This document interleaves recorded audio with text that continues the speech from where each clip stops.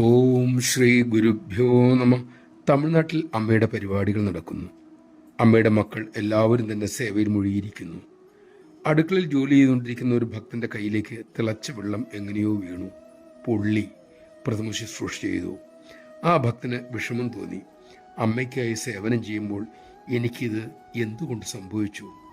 പരിപാടി കഴിഞ്ഞ് എല്ലാവരും മടങ്ങി. ആ ഭക്തൻ ജോലിയിലും പ്രവേശിച്ചു. ഒരാഴ്ച കഴിഞ്ഞു കാണും. അദ്ദേഹത്തിൻ്റെ ഭാര്യ പരിഭ്രാന്തിയുടെ ആശ്രമത്തിലേക്ക് ഒരു സന്ദേശം എത്തിച്ചു.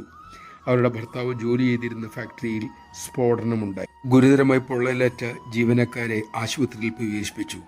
അവരുടെ ഭർത്താവും അപകടത്തിൽപ്പെട്ടിട്ടുണ്ട്. അമ്മയോട് അനുഗ്രഹിക്കാൻ പറയണേ. ഇതായിരുന്നു സന്ദേശം. വളരെ താമസിയാതെ അവരുടെ ഫോൺ കോൾ വീണ്ടും വന്നു. അപകട സമയത്ത് അവരുടെ ഭർത്താവ് ഫാക്ടറിക്ക് പുറത്തായിരുന്നത്രേ.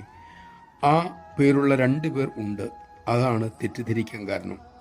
ഏതായാലും അപകടത്തിൽ നിന്ന് രക്ഷപ്പെട്ട വാർത്ത അമ്മയെ അറിയിക്കാനായി ആ ഭക്തനും കുടുംബവും ഒരാഴ്ച കഴിഞ്ഞ് അമ്മയ്ക്കരികിലെത്തി.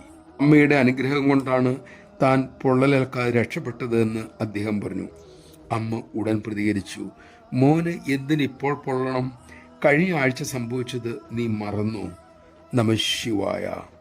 അമ്മയുടെ സേവയിൽ മുഴുകിയിരുന്ന തനിക്ക് ആ ക്ലേശത്തിലൂടെ അമ്മ ഒരു വൻ ദുരന്തത്തിൽ നിന്നും രക്ഷയ്ക്കായി ഒരു വലിയ കവചം ഒരുക്കുകയായിരുന്നു എന്ന് ആ ഭക്തന് അപ്പോഴാണ് മനസ്സിലായത്. മാത്രമല്ല, അമ്മയ്ക്ക് വേണ്ടി ആയിരുന്നില്ല താൻ സേവ ചെയ്തത്, തന്നെ കൊണ്ട് തനിക്ക് വേണ്ടി അമ്മ സേവ ചെയ്യിക്കുകയായിരുന്നു എന്ന സത്യവും അദ്ദേഹത്തിന് തെളിഞ്ഞു. അദ്ദേഹത്തിൻ്റെ കഠിനമായ കർമ്മഫലത്തെ പ്രേമസ്വരൂപിണി ലഘൂകരിച്ചു. അതേ ലഘൂകരണ പ്രക്രിയയിലൂടെ കടത്തിക്കൊണ്ടുപോകാനാണ് അമ്മ നമ്മോട് സേവയും തിരുനാമവും ധ്യാനവും ശീലിക്കാൻ പറയുന്നത്. നമുക്കതിന് സാധിക്കട്ടെ.